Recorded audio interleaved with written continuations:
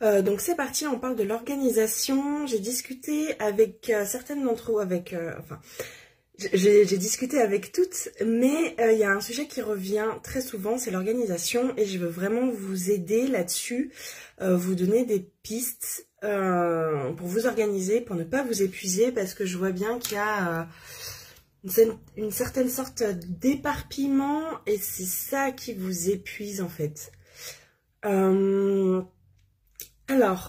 Tout simplement, je vais vous parler de moi, comment je m'organise, parce que c'est ce qui fait qu'aujourd'hui, je suis vachement efficace et je suis pas épuisée. Et c'est ce qui fait que quand je vais chercher mon fils le soir, déjà tout est fait. Et donc je suis disponible uniquement pour lui. Donc forcément, je suis moins fatiguée. Je sais pas ce que c'est que cette mèche. Je suis moins fatiguée et ça change tout hein, pour notre relation à tous les deux. Que je sois disponible et moins fatiguée, ça change tout. Alors, comment s'organisent mes journées?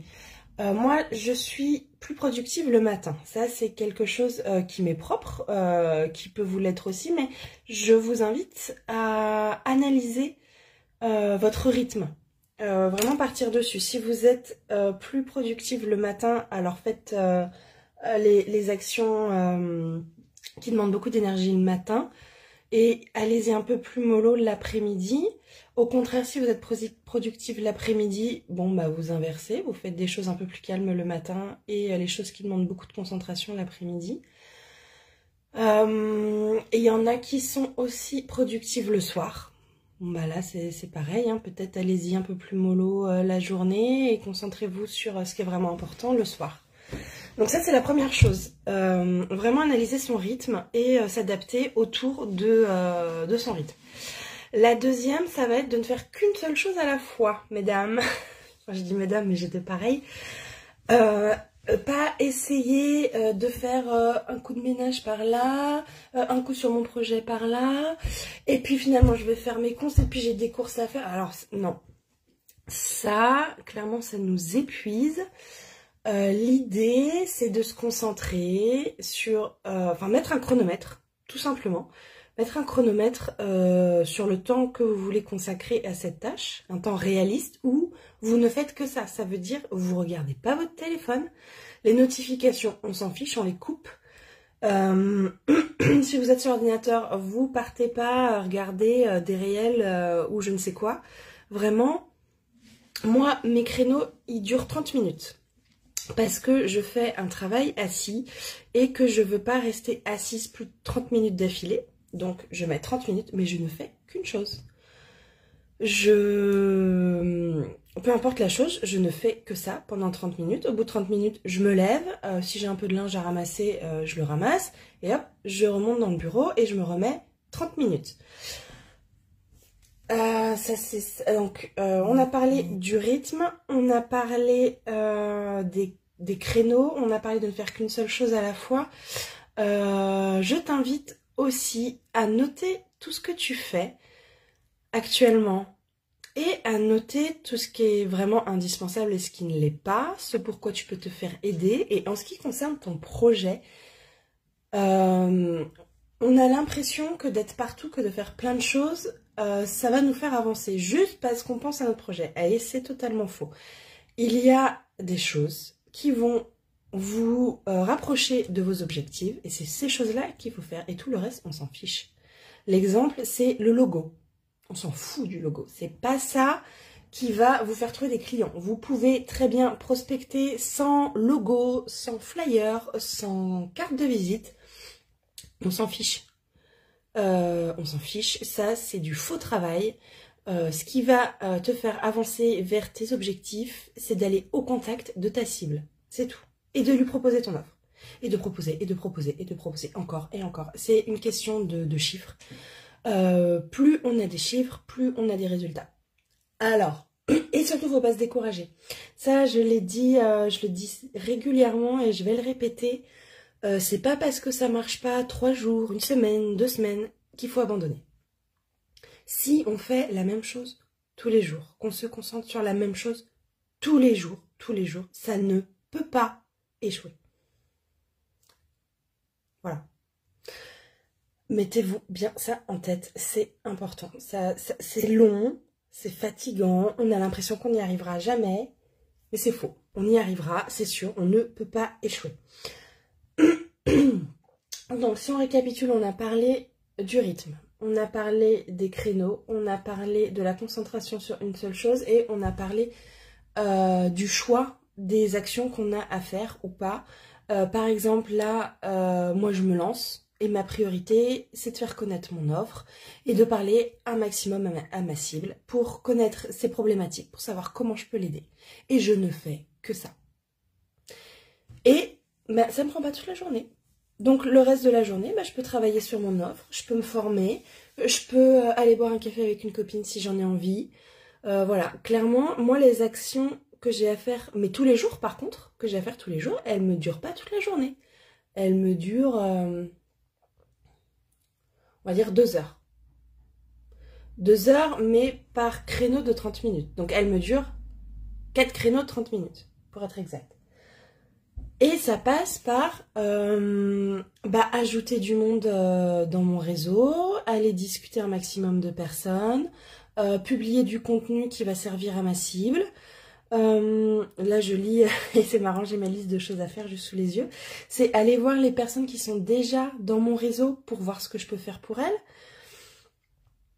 En gros, voilà, c'est ça, et ça me prend 4 créneaux de 30 minutes. Ce qui fait, donc, comme je disais il y a 2 secondes, ce qui fait que quand j'ai fini ça, eh ben, je peux me former ou je peux avoir une vie sociale. Et c'est ce qui fait que du coup, j'ai pas couru toute la journée, j'ai pas été dans tous les sens, donc le soir, je suis pas fatiguée, j'ai eu du temps pour atterrir pour faire une déconnexion entre le travail avant de passer du temps avec mon fils. Ça, enfin pour moi c'est indispensable, peut-être pour vous ça ne l'est pas et c'est ok, mais moi j'ai besoin d'un temps où mon cerveau ne réfléchit à rien avant d'aller chercher mon fils. Donc ça peut être une demi-heure, 3/4 d'heure, même 1 heure si j'en ai besoin, juste sur le téléphone, à jouer. Et je sais que j'en ai besoin et c'est ce qui fait que je suis prête à accueillir mon fils, peu importe ses humeurs. Voilà. Alors bien sûr, dans l'organisation, ce qui m'aide aussi beaucoup, c'est que j'ai une femme de ménage. Donc j'ai pu à m'occuper de l'aspirateur, de la serpillière, de la poussière, des toilettes, de la salle de bain. Ça c'est elle qui fait. Moi je continue de m'occuper du linge. Mais 2 fois par semaine, il y a quelqu'un qui vient s'occuper de ma maison. Et ça me fait gagner beaucoup de temps. Et puis... Et du coup, ça m'encourage à ne plus le faire tous les jours. Parce que pendant un temps, tous les jours, je passais à l'aspirateur, tous les jours, et ça m'épuisait. Et en même temps, j'écoutais une formation, et puis enfin, ça m'a épuisée. Je voulais absolument... Je trouvais que c'était du temps perdu, que je voulais pas perdre. Donc, je pensais à mon ménage, je faisais une formation, j'avais une formation dans les oreilles. Donc, je me concentrais sur, non seulement sur l'aspirateur, mais aussi sur la formation que j'écoutais, ça m'a épuisée. Alors, en fait, on a l'impression que ça coûte cher. Alors, tout dépend du point de vue. Sauf que le temps que tu gagnes, tu peux le passer à vendre tes offres. Et donc, en fait, c'est plus de l'argent perdu. En fait, c'est juste de l'argent qui est dépensé autrement. C'est de l'argent qui te sert à être moins fatigué et à être concentré sur ton business. Moi, c'est... comme ça que je fonctionne, je dis pas que c'est la seule façon de fonctionner. Moi, ça m'a vraiment aidé à arrêter de courir partout.